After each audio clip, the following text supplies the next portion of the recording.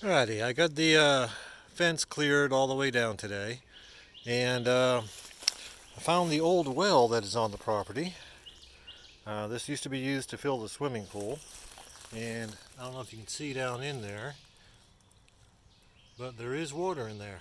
It's only maybe 10 feet deep, so that's good to know. I can see that water's ugly as hell, but that'll come in handy if we got to get things up and running on a power down situation. So after I finish up with the Chicken Coop project, this might be my next project, seeing if I can revitalize this thing. Try to move that. That's solid. That's wedged in there. So power tools will be required, but we'll see if we can get this thing cleaned out and maybe operational with a hand pump or something. But that's all for now. Fence is clear for the chickens, and that's about all I got for you.